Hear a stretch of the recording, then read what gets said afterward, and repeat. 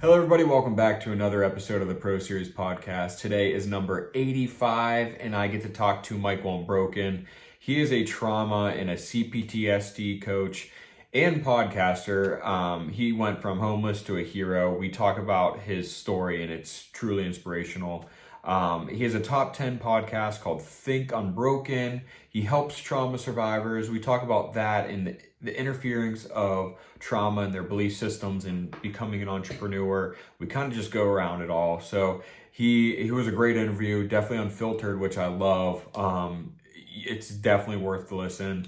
Before we get into the episode, please like, subscribe, and review this podcast on wherever you listen to podcasts. And now I hope you enjoy episode 85 with Michael Unbroken. Michael, thank you so much for hopping on the Pro Series podcast today and talking with me today about your expertise and your podcast. Yeah, man, for sure. It's an honor. Happy to be here with you. Yeah, and I kind of told you off camera, but I always like to start off on how I found my guest. And I found you on it was on social media. I was looking for someone who could fulfill the need of, I was trying to find someone to explain roadblocks and how people grow up and how that could affect you in your professional life, your personal life.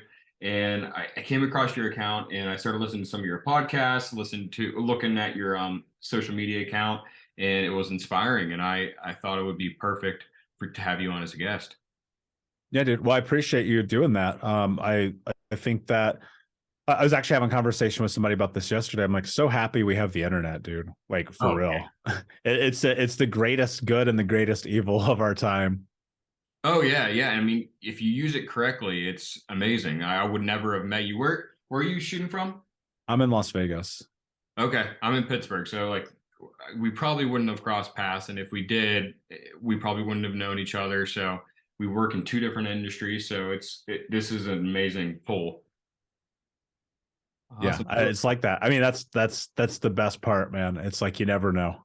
Exactly. And let's start with go back and why did you start doing what you do, and explain exactly what you do and who you help out there. Yeah, man.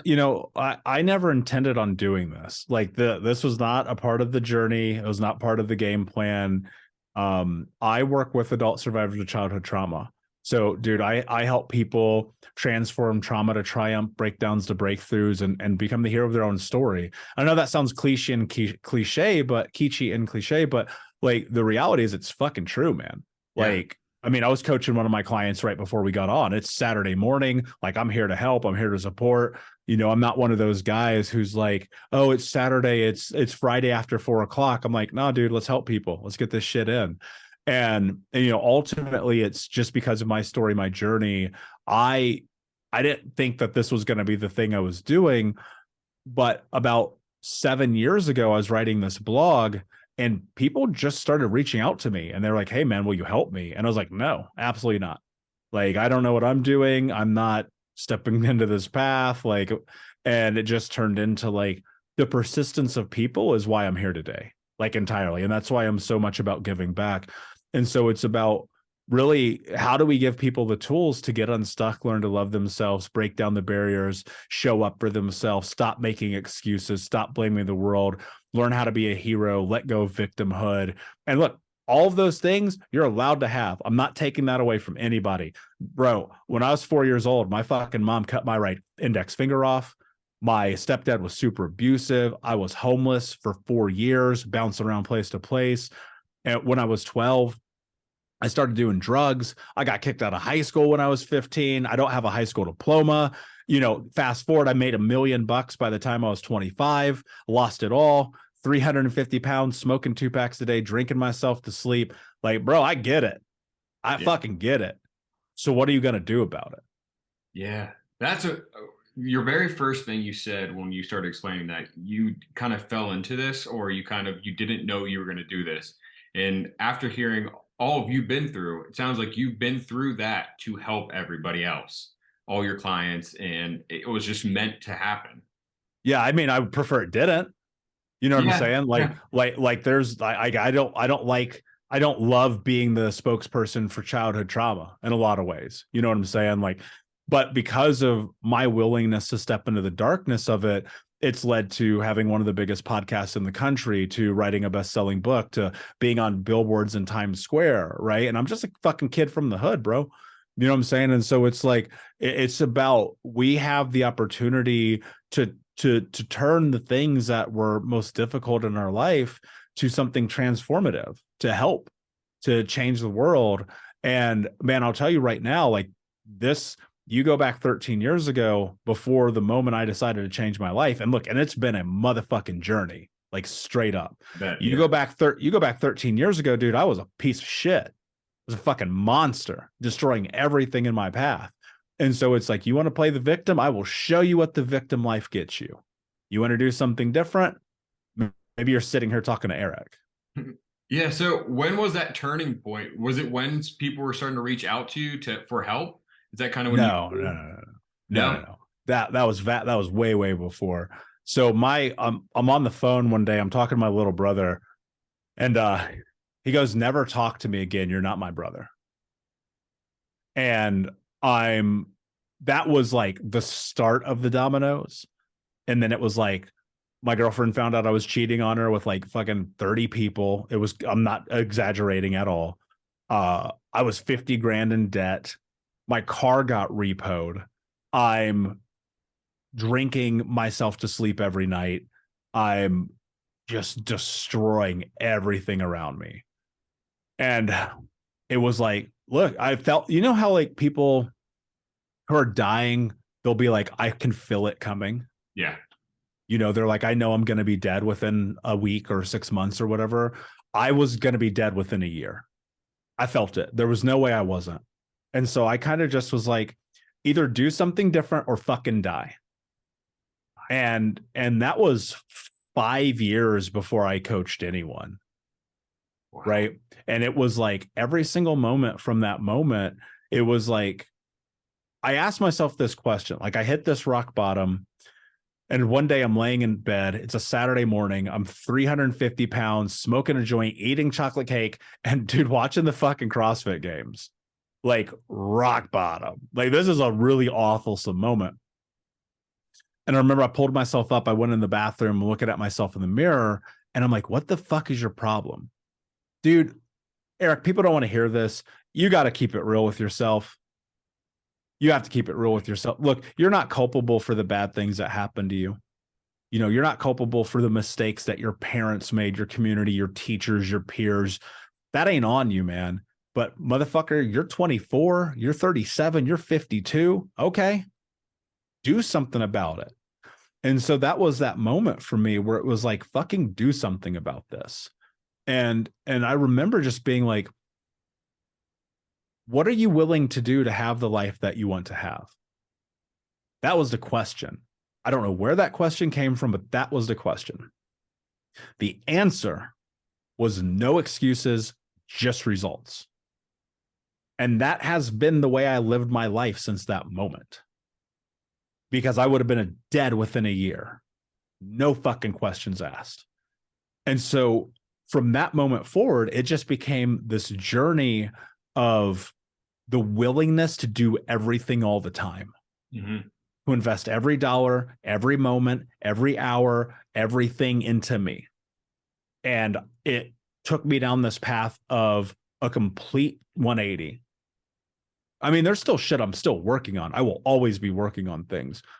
But the 180 was, I got out of friendships. I got out of relationships. I quit jobs. I totally changed the way I eat, the way I consume, the information I put between my ears, like into my ears, into my brain, in my eyes, like everything became different. Because I was just like, fuck this, man. I know what it's like when life is a fuck, when everything sucks around you, when it feels like you're constantly getting shit on. Like, I know what it's like to have to steal food to survive. I know what it's like to run with guns and have your 3 best friends get murdered.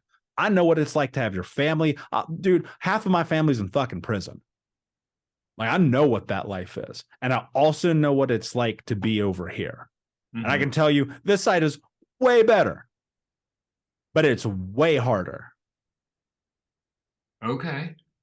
So when people reach out to you, do you think it's mostly because how open you are with your past? I think that's why people are comfortable with you, or What was that turning point in your professional career that just kind of skyrocketed with your podcast, your being an author, all of that? Because I just tell fucking truth, man. Yeah. And That's it. that's hard to find nowadays. I'm not here to be like my life is fucking great and like I'm like, this is just the fucking truth. Yeah. That's it. And I tell people all the time, it's like, I can't help you. Eric, I have coached thousands of people. I've already been on 3 coaching calls today, and it's 11 o'clock in the morning, right? That was probably my 30th this week, right? And I tell her, I can't help you. There's nothing I can do to help you. Not one person on planet Earth, and I've coached thousands of people. But what I can do is show you the tools.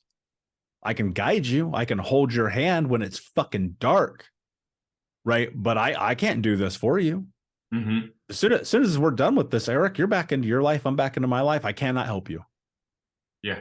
And so basically, I think it's just because I've been honest with people. People will get coaches and mentors and read the books and go to the conferences and the events. And like, my life's going to change after this. I'm like, no, it ain't.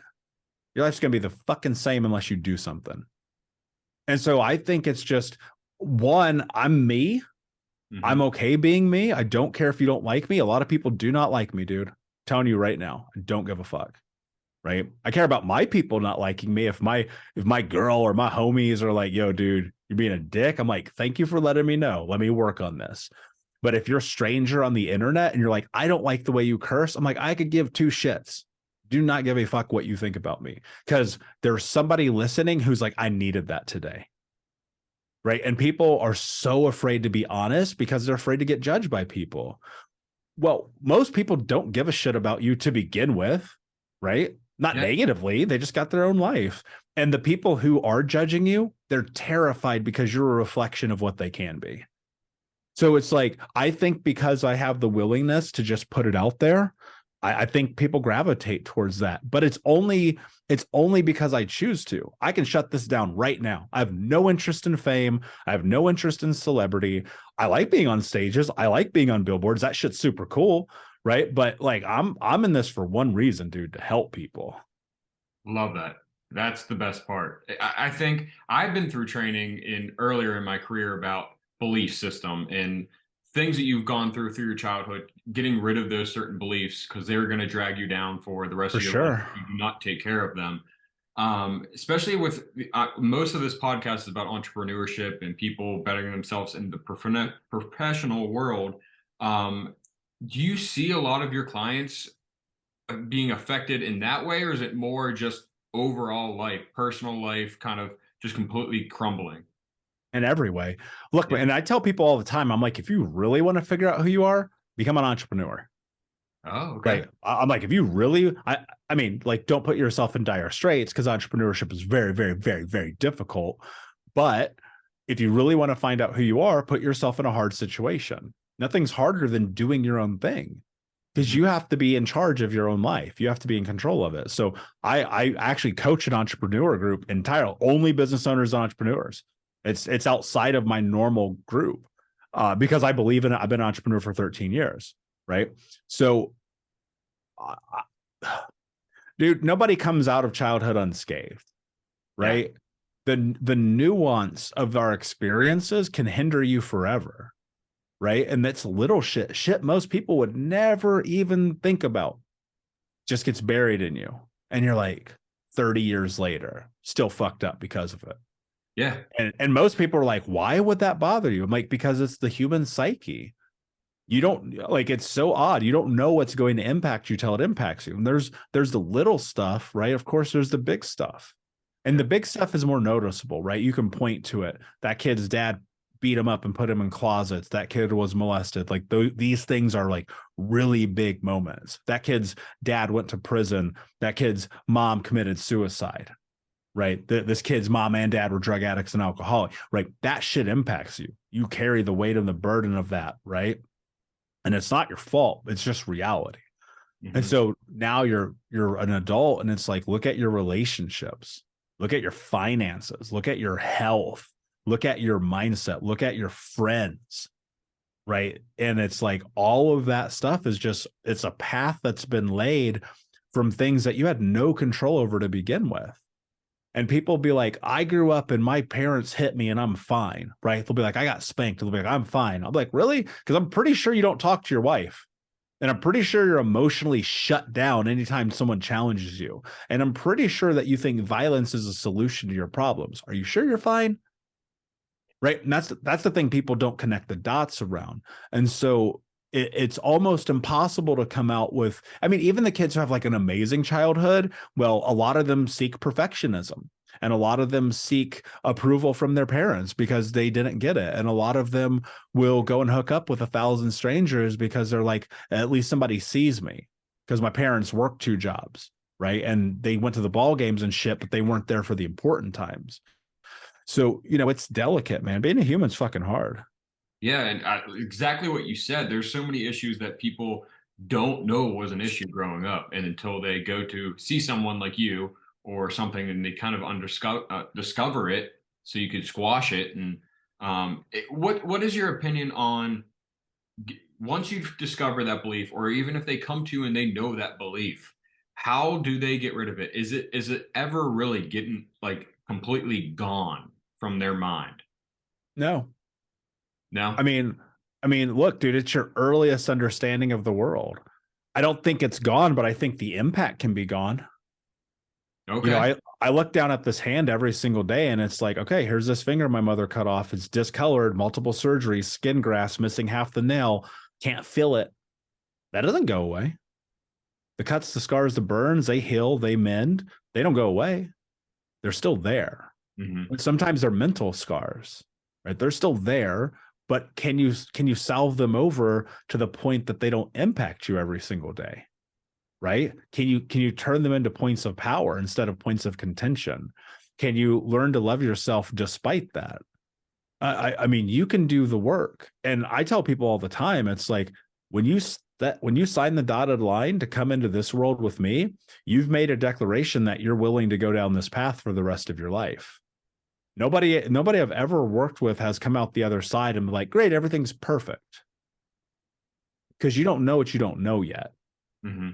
And that's a lot of life. And so, can you give yourself freedom? This is what I think about. So much of what we go through in trauma and in childhood, it's like carrying a backpack full of bricks. And it's like, man, how long are you going to carry that shit? When are you going to put it down? When are you going to step away from it? Not forget it, not pretend it didn't happen. That doesn't work. That's how you end up where I was when you're 25. Right? What do you do though? Well, you look at it and you say to yourself, I'm going to remove the impact and the power of this. I'm going to take control of it. I'm going to transform trauma into triumph, this breakdown to a breakthrough, from victim to hero. And that's done through the difficulty of this journey. Eric, people talk about the work. It's the fucking greatest buzzword in the history of man.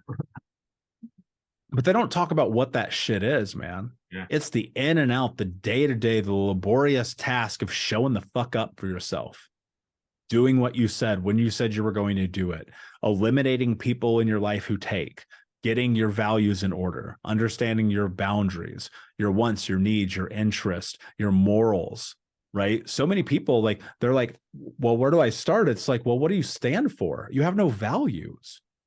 You don't represent anything. You don't have a moral compass. You just kind of go along with what you think you're supposed to do. And a big part of it is you have to create yourself. Like, literally, you have to create yourself. You have to identify who it is that you want to become and then put all of your effort, energy, time, and money into that. Hmm. And that's a scary thought for people, because it's going to take you 13 years before you ever feel comfortable. It's going to take you 20 years. It's going to take you 40 years. And I'm like, there are certain things I can change certain people's lives in 20 seconds. I've done it before, right? But it's not about that. That's a moment. What do you do with the other moments? What do you do with the rest of the life? And I think that's simply a journey of recognizing and understanding one empirical truth. It's like, you are going to be in constant evolution, no matter what. From this moment forward, you are in constant evolution. Yeah. I consult for social media, and the biggest word that I use the most is consistency. And I Yes. think that is with everything you're talking about, entrepreneurship, social media, getting your brand out there, marketing. Consistency is the only way to be successful. Once you stop that consistent cycle, that's when you start to fail or you kind of go backwards. You don't want to go backwards. You don't want to take 5 steps back when you put in all this hard work. Yeah. Well, and you know what the thing is, people don't always understand about consistency, and I agree with you entirely. It's like fucking show up every day. Yeah. But I think the thing that people miss in that constantly because they're not paying attention to the nuance, consistency builds confidence. Yes.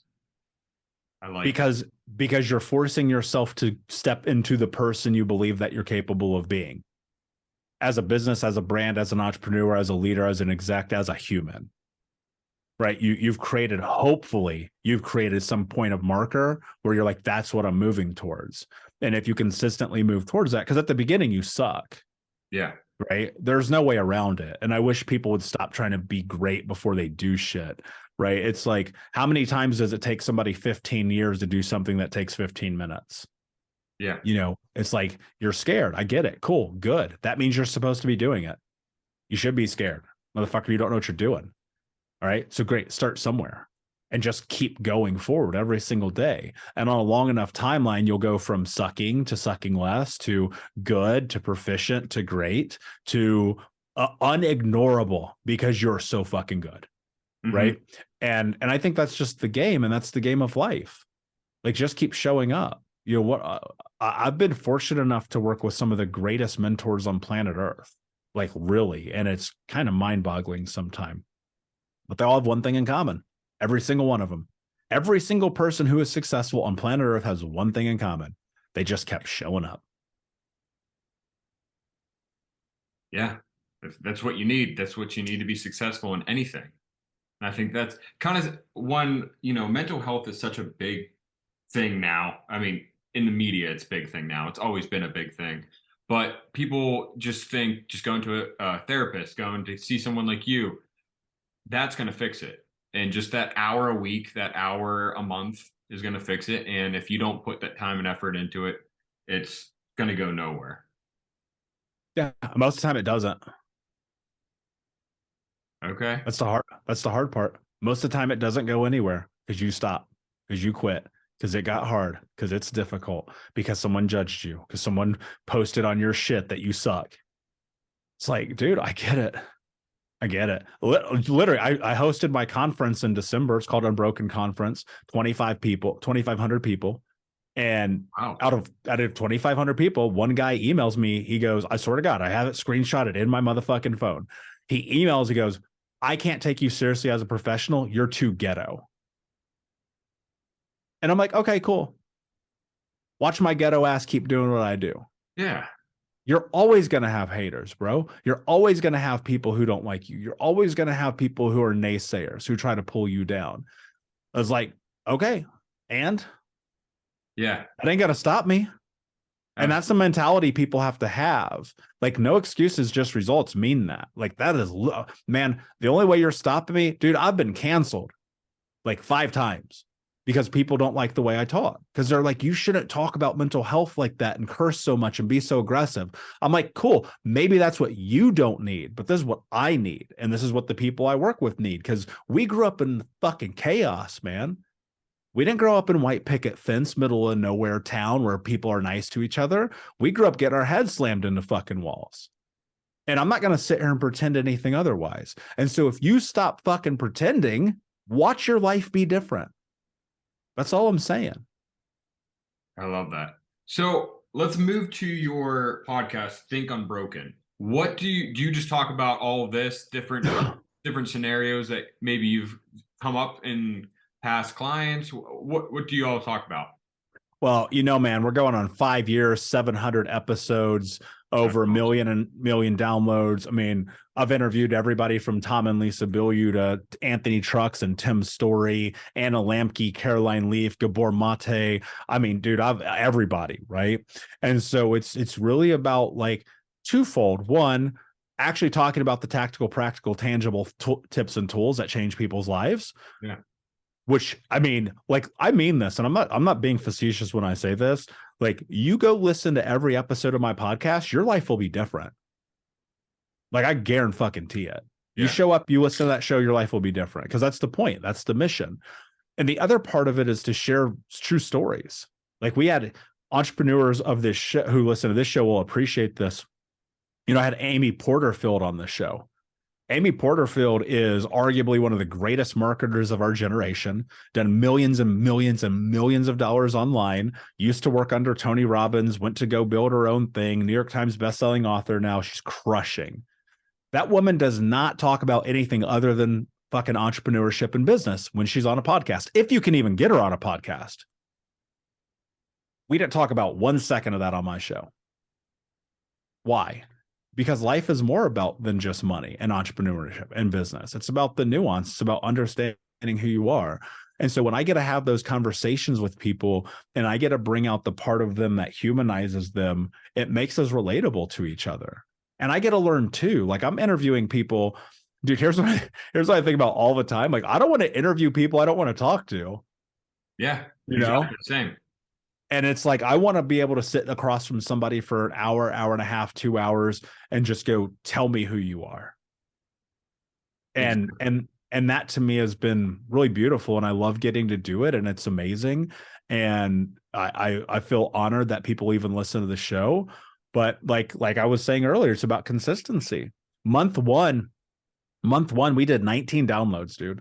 Month one. I'm pretty confident like 12 of those were me. Like, I really feel like, I'm like going back, listening to it and shit. And last month we did 100,000. My gosh. Right. So it's like, just keep going, man. Exactly. And I'll just vouch keep going. Listening to your podcast. I'm only a few episodes in right now, but I think we get caught up in, we're always listening to music or watching TikTok or all this stuff. And the podcast world has so much knowledge, so much stuff that you could learn from.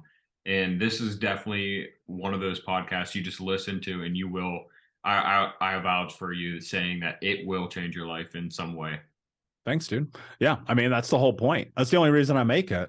I mean, I don't really see any other reason to do it. It's not like a comedy show. It's not a sports talk show. It's like, let's change some motherfucking life show. Exactly. Yeah. Awesome. Well, thank you so much, Michael, for hopping on the podcast today. This was an awesome talk. Going back to that hater that kind of sent you that email. I love your non-filterness. That's kind of comforting listening to that. We're so stuck in that polished, when it comes to these touchy subjects, it's so polished in the way people talk about it, and it's not real. It seems almost kind of very sterile and very fake. And I just love how you just have no filter towards it and you just say it how it is. Yeah, I appreciate that. The algorithms don't, but I appreciate that. Well, yeah. No. Yeah, exactly. They're trying to look for the polished stuff, which is what we need to get away from in the country. Agreed 100%. I want to end up on where people could follow you on social media, name of your podcast, and anything else you want to promote. Yeah, dude. I'm everywhere on social at Michael Unbroken. Think Unbroken podcast, wherever you listen to podcasts, just search Think Unbroken. I'm the only one who's going to show up. And then, I mean, anybody can hop on a coaching call with me for free at literally any time. Just go to Think Unbroken podcast and it's all there. Awesome. Well, Michael, thank you so much for taking the time today to come on the Pro Series podcast. Yeah, my guy. I appreciate you.